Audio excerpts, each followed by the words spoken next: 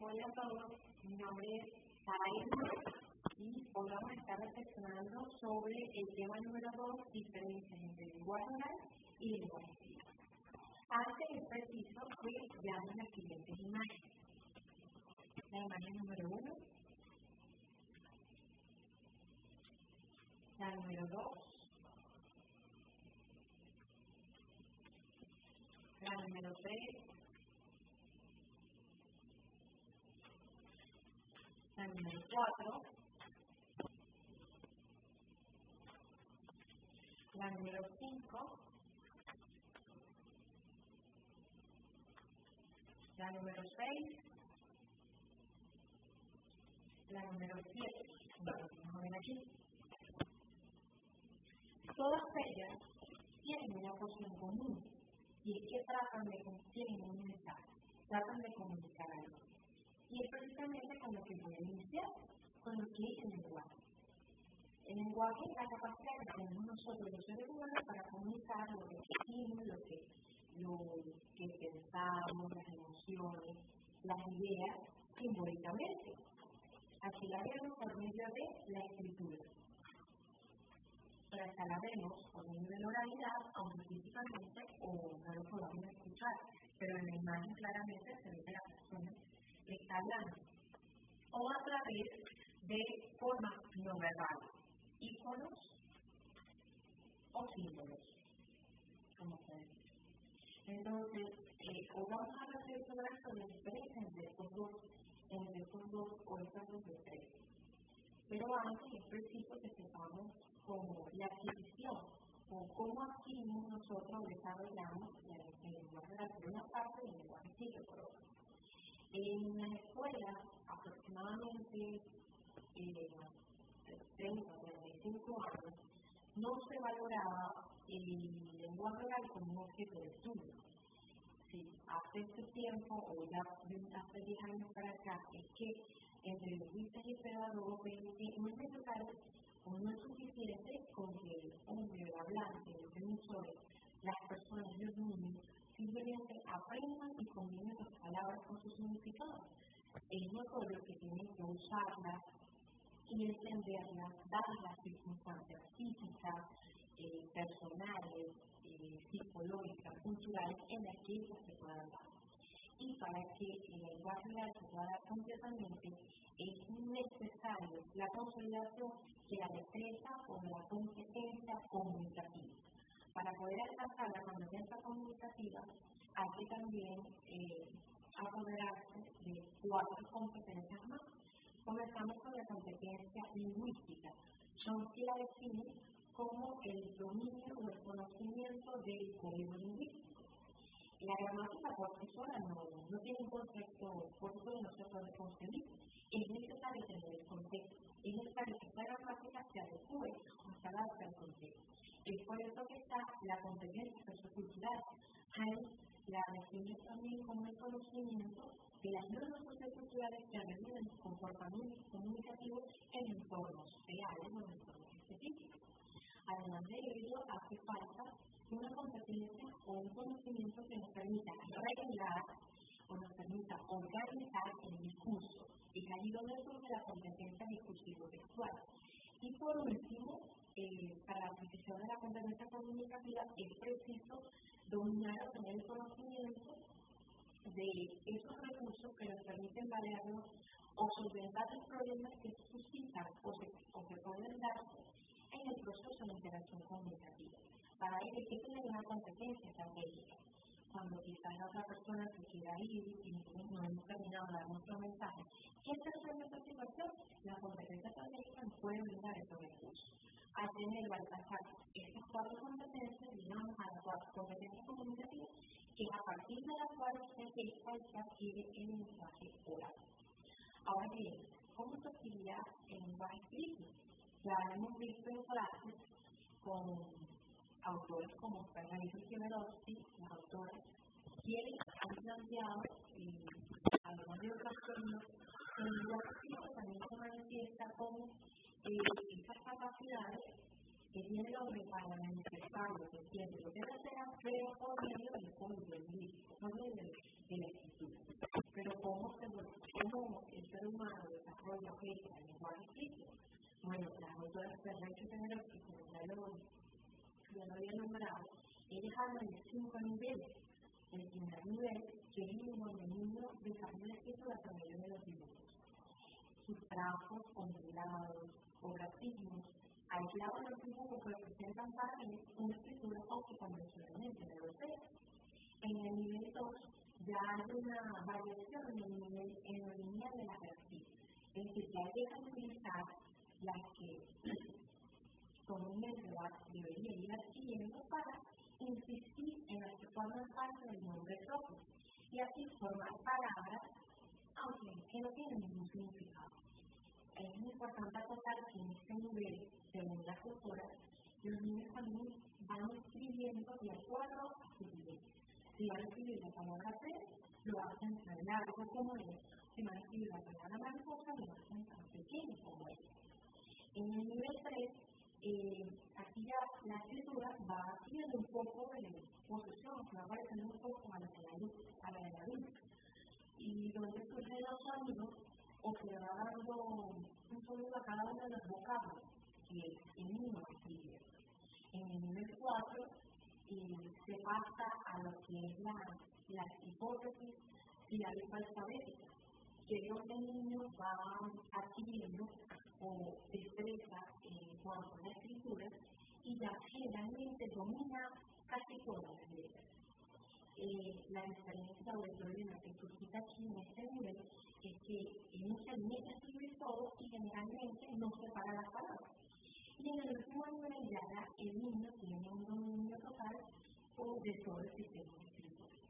A partir de ese nivel, todo de allí en adelante lo que vaya a aprender es para perfeccionar su escritura. Allí puede ser a través de las tipologías textuales y todo el manejo que permite. Al conocer cómo se adquiere el lenguaje oral por una parte del lenguaje escrito, podemos ahora establecer las diferencias, que es el tema principal de este video. Entonces, comenzamos con la primera, la número 1. Por su parte, el lenguaje oral es la primera manifestación del lenguaje no, contrariamente al lenguaje escrito, pero no es la primera en comparación con el lenguaje oral. La segunda diferencia es que los hablantes pueden desarrollar el lenguaje oral solo con convivir en una comunidad lingüística, cosa que no puede suceder en el lenguaje escrito. En el lenguaje escrito, necesariamente tiene que pasar por un proceso de inscripción largo que exige constancia y dedicación. La tercera diferencia se refiere a los elementos. ¿Cómo se constituye el lenguaje oral? El lenguaje oral se constituye con elementos sonoros que nacen de nuestro aparato fonador. Se constituye o se apoya por elementos paralingüísticos como el tono, la entonación, las pausas, el ritmo, hasta los trabaceos, las risas, el tono de llanto, tono de grises, tono de alegría. También puede reforzarse con elementos lingüísticos como las posturas, las miradas, la proximidad, la lejanía, la distancia, además, entre otros. Y el canal o la vía más inmediata para transmitir el lenguaje oral es el aire. A diferencia del lenguaje escrito, que se articula estrictamente con el código lingüístico y con elementos paralingüísticos como los signos de puntuación, la sangría, el subrayado, los puntos, el espacio, la hoja, como se puede organizar, entre otros. Y el lenguaje escrito no puede acompañarse de elementos lingüísticos como el lenguaje oral, y el medio o el formato comúnmente utilizado más frecuente es el papel.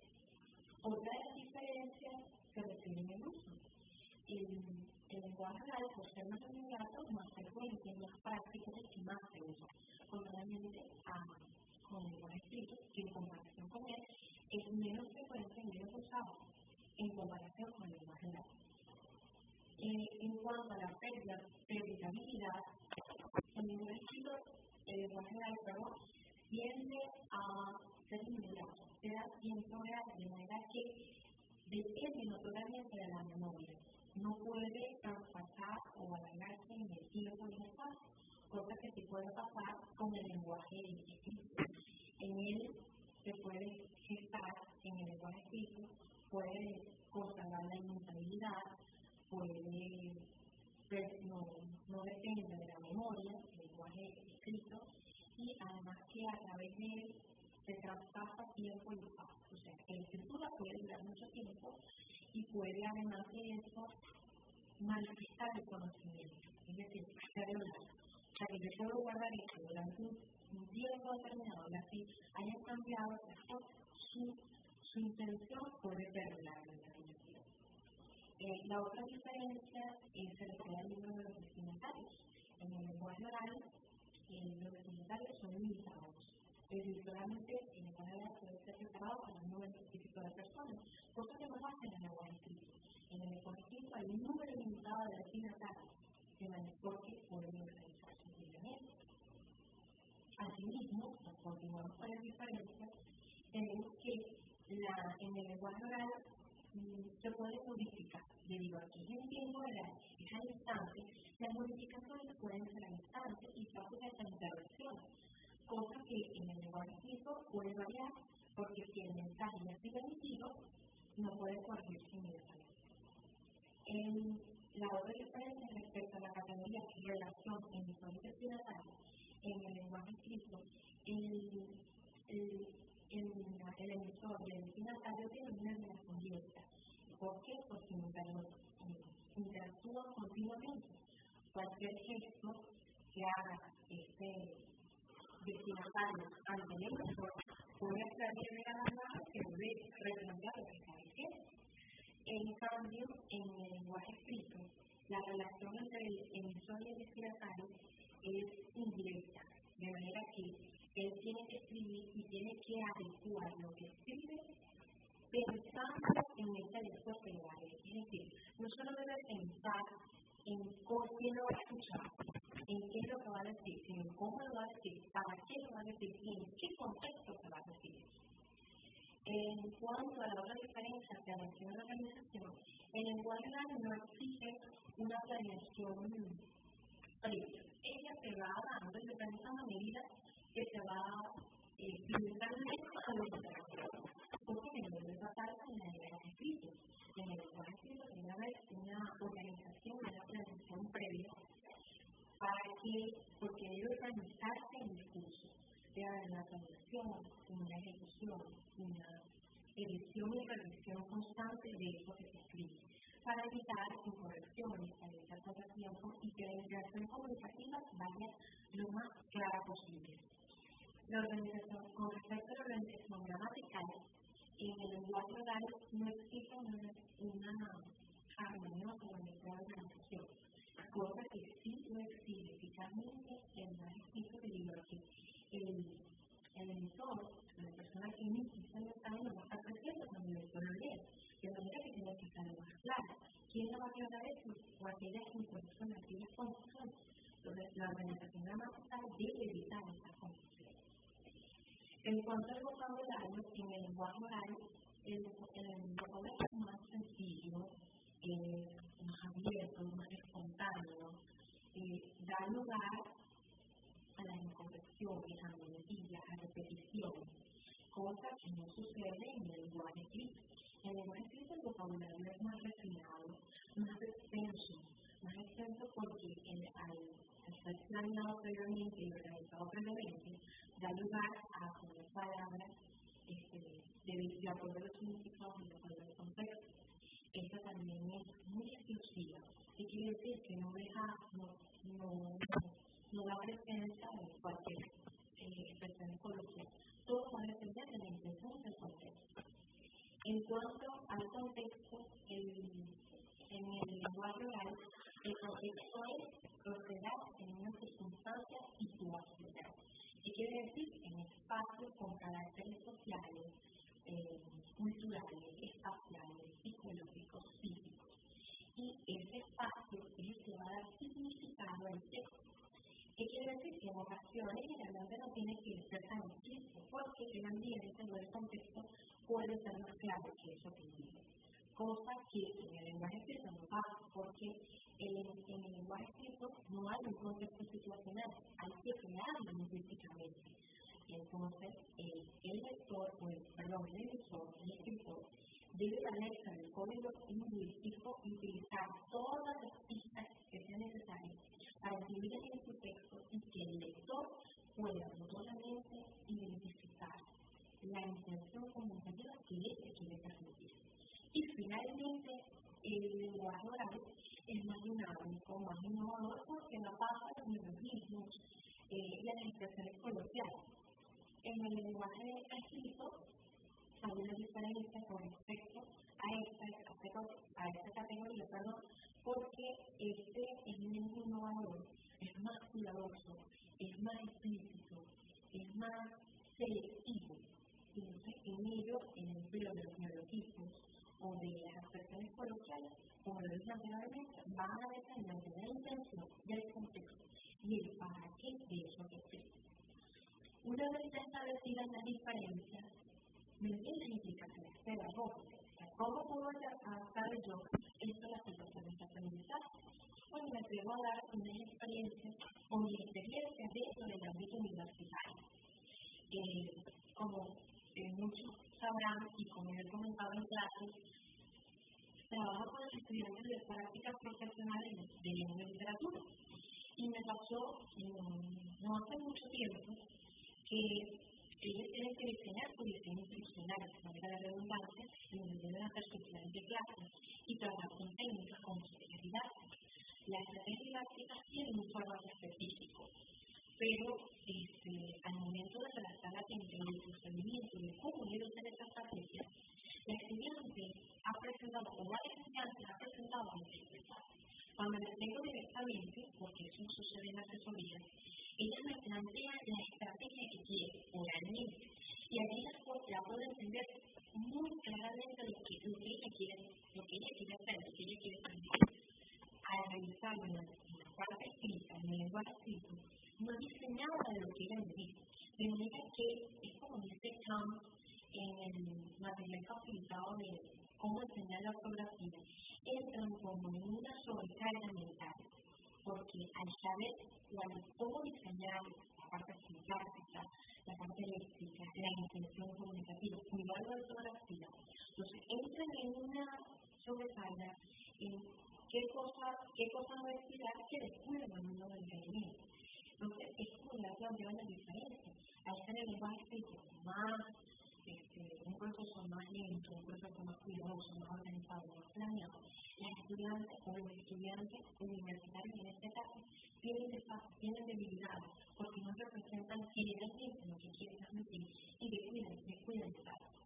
También me sucedió con el texto que ya le había comentado también en clases de ficción cualitativa del sentimiento.